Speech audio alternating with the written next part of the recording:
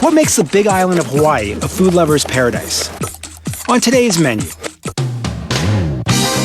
you might not expect to find a culinary hotspot on a volcanic island in the middle of the Pacific, but thanks to an incredibly diverse ethnic population, creative chefs, and a return to local farming, the Big Island of Hawaii is becoming exactly that. Chef Peter Merriman pioneers a new style of cuisine. So many chefs are celebrities nowadays. The celebrity for chefs is farmers. Seeing tropical fruit in a whole new light. You know what the best thing for this is? You eat it? Oh, man, back scratch. Reinventing a classic Japanese snack. Two Ladies Kitchen has taken traditional mochi to that next level. Honoring ancient traditions in the Valley of the Kings. Our ancestors walked this valley, and when we're working down here, I feel like they're still among us.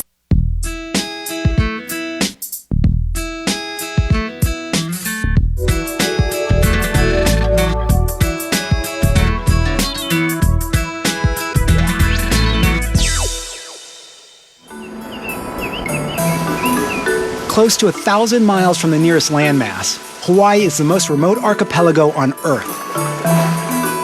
A crossroads of east and west, Hawaii's isolation may be its greatest asset, allowing an amazingly diverse group of cultures to influence the evolution of the island's cuisine.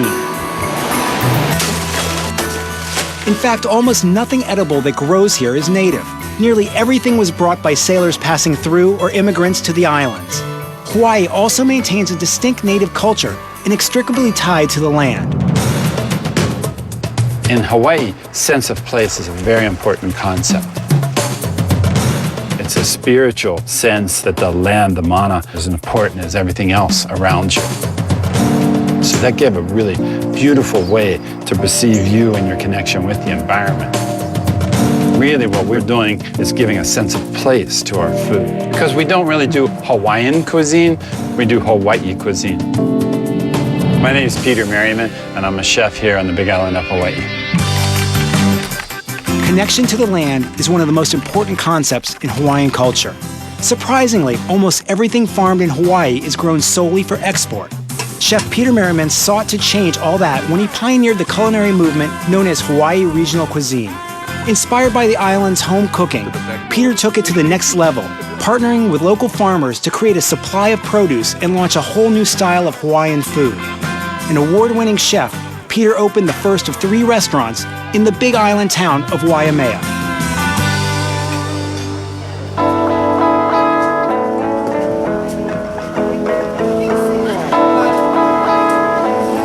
Hello. How are you? I'm good. How are you? The farmers market is here every Wednesday and Saturday morning. There are more things here that I don't know what they are than any place I've ever been. I feel like I'm in Southeast Asia when I come here.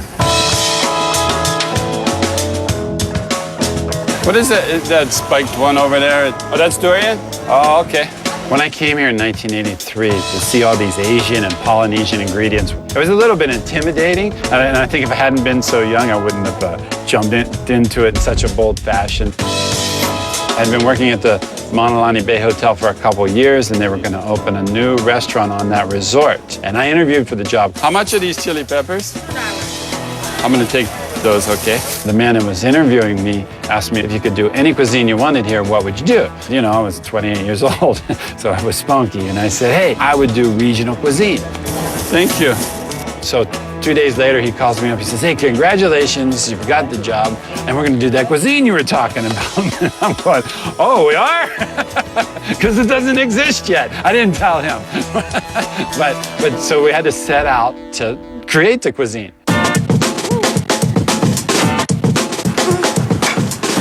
So this is our Kahua Ranch lamb, and you can see it's a small but real beautiful piece of meat. I'm just gonna smear a little bit of Dijon across it. This is a mixture of fresh thyme and rosemary that we just pulled from the garden. Some chopped garlic. It's just a touch of olive oil right at the end. We're gonna grill this. When I got here, I knew nothing about Hawaii. I actually thought I was coming to a place that would have a really diverse group of cuisines because I read about the different ethnic groups that made up Hawaii. How'd that come out? Perfect, man. Look at it. Lo and behold, I get here and the place is wonderful, the people are wonderful, and the cuisine, it's kind of boring. They're doing continental cuisine in the hotels at that time. That was really how I started developing the idea of doing a Hawaii regional cuisine. It was to take the ethnic and cultural influences of Hawaii and use that as the cooking technique on food that is produced here in Hawaii. Okay, so this is the mahi-mahi that I've had marinating, and I'm gonna put it in the cornstarch so that I can get a nice little crispy exterior. I'll saute that in oil.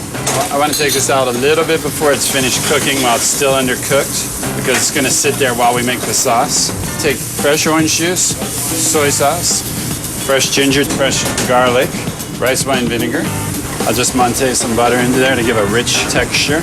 Ready to go. Our philosophy on cooking is minimalism. So our instruction to our cooks and chefs is to do only enough to enhance that dish and then get out of the way of the flavor. There's a reason why great chefs focus on freshness, and it's because it tastes so good. Neil Murphy's our chef in Hawaii, man. He came to us from a Park Avenue cafe in New York City, and he just totally embraced the Hawaii lifestyle. He joined a canoe club, he learned how to play ukulele, and he went from living on Park Avenue to having a farm in Waimea. It was always a dream to go out and get my own fresh egg from the nest and cook it, to milk my own goat, put it in my coffee, and to make cheese. And you know what? Right now I'm living that dream.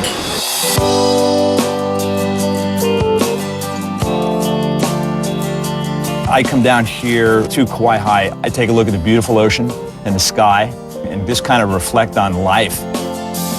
It's great for collecting sea salt because of the weather and the lack of rain.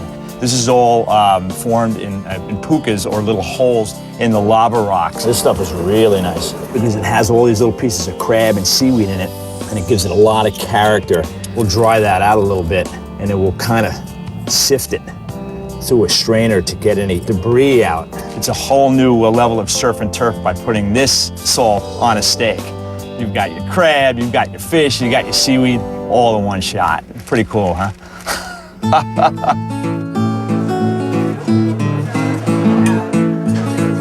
All right. So Richard, this is mahi-mahi ponzu. Oh, this is nice. I like the combination of ginger and citrus.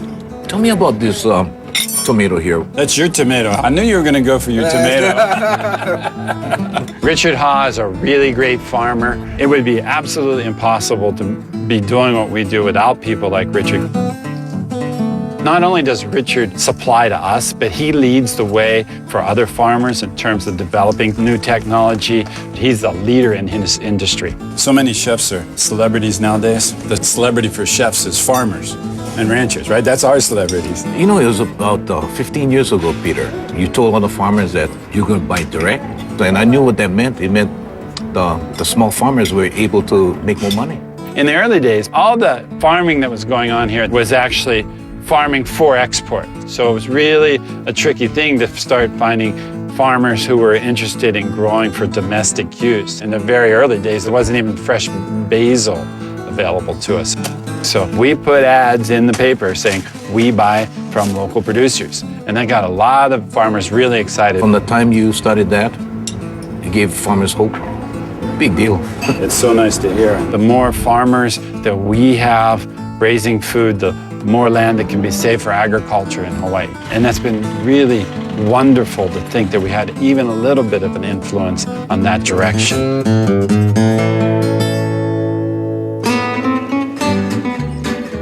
Historically, most of the chefs, especially the hotel chefs, they took fruit, put it on an in-room amenity basket, or they put it on a buffet line. But there's a lot more to fruit than that. Look how prolific that is. My name is Ken Love, and I have an obsession with tropical fruit.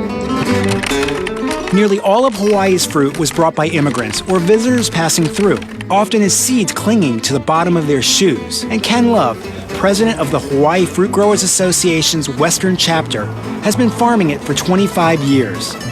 At 12 Trees Project Orchard, he has created a public fruit garden which introduces chefs to ultra exotics. More than just delicious, it also helps increase demand for locally farmed fruit.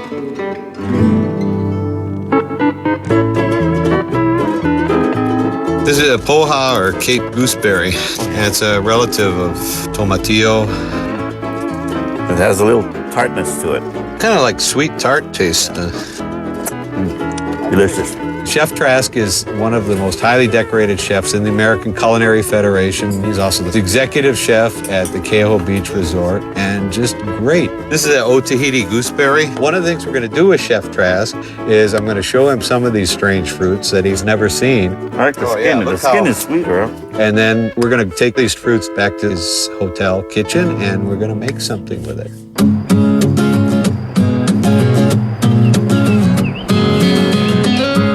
This is the flour from the banana. Every one of these has a layer of flowers on it. This is just to flavor soups and stews. You know what the best thing for this is? You eat it? No, man, back scratch. In Hawaii, there's only one fruit that's really native, and that's the ohelo berry, which grows on the slopes of Mauna Kea. All this other stuff were brought here by the sandalwood traders, the whalers, the merchant marines. This is one of the original Hawaiian bananas. If it wasn't for the Philippine immigrants here, we wouldn't have a lot of these. They would have been extinct. So the fruit here, it's a history of the immigration to Hawaii over the years. You wonder what to do for vinegar. This is it, Balimbi. So I'm going to suck on this and my face is going to turn purple. It's gonna... It's what made my hair fall out. I know. So we juice this and use this as a vinegar so I can make a vinaigrette? Yep. The nice thing about having fruit off the tree here is that it's fresh. There's taste to it. It kind of has like a grapey flavor to it. For the most part, you can't buy fruit at a store that way. They're hard. They're picked way too early. This whole mass marketing of fruit has really destroyed a lot of the natural flavor. This is Rollinia. Kind of mushy in the texture, or mushy. Yeah. Ooh, sweet. You know, when it gets riper, it gets more mucusy. In fact, it used to be called snot apple. Yeah.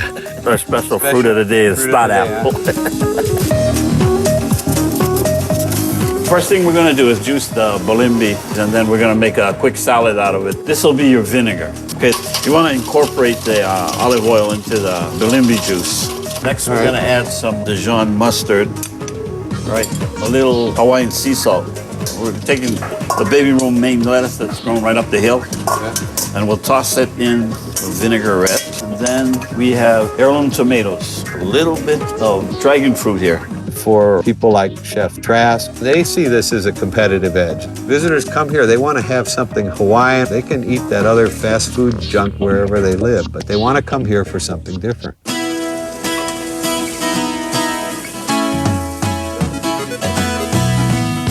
Even the most experienced chefs are not always familiar with these types of fruit. I mean, they are unusual. The future for exotic fruit in Hawaii is tremendous. The key point is facilitating communications between the growers and the chefs.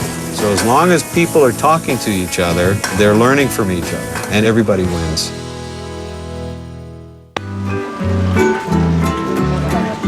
Hawaii has a very unique cuisine. It's kind of a food lover's paradise because it's such a melting pot of flavors from all over the world. Mochi is a food that came with the Japanese people to Hawaii. It was a celebration food, it was a ceremonial food. Traditional mochi is basically the steamed rice cake made out of sweet rice flour with some sweetened red beans inside. Two Ladies Kitchen has taken traditional mochi to that next level. My name is Joan Namkung, and I'm a freelance food writer in Hawaii. Since they began immigrating to Hawaii in the 1800s, the Japanese have become one of the largest and most influential ethnic groups on the islands, having an enormous impact on local cuisine. At Two Ladies Kitchen, they're not only preserving the tradition of handmade mochi, but updating it with ingredients not typically found in this delicious snack. Hi, Nora. Hi, Joan. How are you? Nice to see you again. Yeah. My name is Nora Uchida, and I'm the owner and operator of a mochi shop. So, Joan, this is where it starts. This is mochiko powder. Mochiko is actually rice, but it's in the powder form. It's a really soft, fine flour. So this is basically just the mochi rice flour and water. And then we put it on these steamers. Stacking steamers, right. For about an hour or so. This is the raw azuki beans. We cook it for hours. And these are what you use as a filling for all of your products. Right. It's going to strain for about 45 minutes. And then from there, we can mix it with the sugar. You could can only work with mochi when it's hot because after that, it's like cement. You can't do anything with it. When Aunt and I started the business, we maybe had 7 types of mochi, but we're up now to about 24 different types. We put brownies in for those who don't like beans, and then we have one that's shaped like a butterfly with the white chocolate inside. Now you're going to make your famous strawberry mochi. So you're just kind of flattening out the little ball of dough and put in some of the beans. And then we just place the strawberry in there and then make it look like a snowball like this. That's really good. Soft, sweet, and the wonderful strawberry inside. What could be better? The great thing about Two Ladies Kitchen is everything is done by hand, and it's a family business. It's Nora, her mom and dad, her aunt. It's really one big family that's working together to produce a really nice product. I feel that it's a happy product, and if I make it feeling happy when people eat it, spiritually they feel happy too that they're eating such a nice product.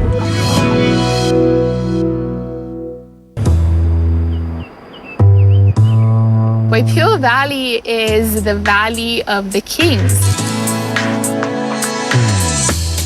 In the old Hawaiian days, it was filled with a lot of Hawaiian families growing kalo. Kalo is the taro plant. They would process the kalo into poi, which is our main staple in the Hawaiian culture. My name is Kanani Makchu. I am a local taro farmer and poi processor. Considered a sacred plant by native Hawaiians, taro is believed to be the brother of man. Used to make poi, it has remained an essential part of the Hawaiian diet for thousands of years. Though central to their culture and heritage, local taro farming has diminished in favor of less labor-intensive crops. Today, native families like the Makchus dedicate themselves to maintaining this important local food source and cornerstone of their culture. Let's go. Come here. Where are you going? In the taro patch. The business name is Mokuai Pico Poi. Mokuai being the name of our farm, and Pico because Pico is your belly button, and our farm is in the center of the valley. The growing and planting of kalo goes back 4 generations in our family.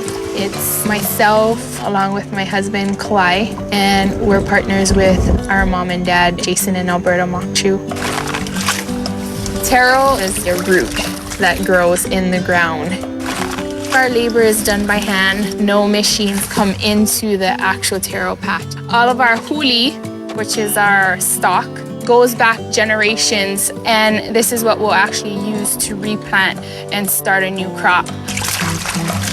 We look at it as a family plant because when they grow, the mamas come up and the keikis shoot off of them. Keikis are children. So for us, I'm the mom and Kamahia and Uhane are my keikis. Look, there's one, Daddy. Break the root. Culturally, we believe that these are our ancestors. To us, it signifies family, unity. It's a very spiritual crop to grow, yeah? When you're in here, you're churching. For us and our family, we feel like we come to the most spiritual valley on the island. Who wouldn't want to come to a church like this? There is a spiritual and higher power that our family believes in. We just don't go to a building to do it. Our ancestors walked this valley in the past, and when we're working down here, I feel like they're still among us.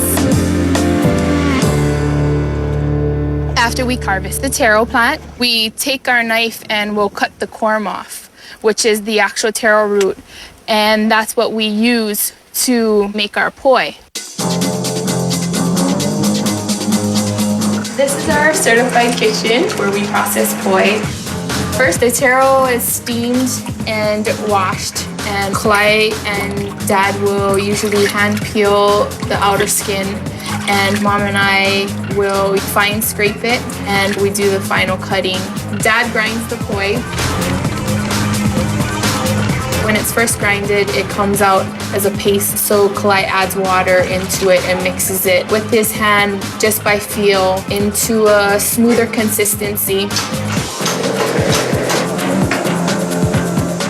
Poi has actually become a very expensive product, and we try to keep it at a cost where our local families can still afford it, to keep it a part of our Hawaiian culture. So who's having a lau lau? Me. The flavor of poi is very hard to explain. We use it as our main staple in replace of rice or mashed potatoes. You have to eat it with something like salty. So we eat it a lot with fried fish with a lot of salt because it gives it a lot of flavor. When your baby's born, the first solid food that they'll eat will be poi. And maybe for that same family, an elder, the last food that they're able to eat is poi.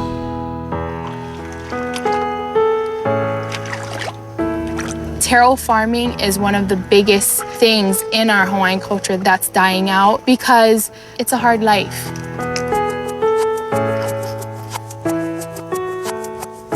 Kalai and I chose to make the sacrifice and to be able to pass it on to our children. Our goal is for down the road to be able to say that they're the 7th generation and pass it on to their kids, you know? I could get this. For Kalai and I, it's a big deal. We've put everything we have into our family business that we would like to carry on for many generations to come.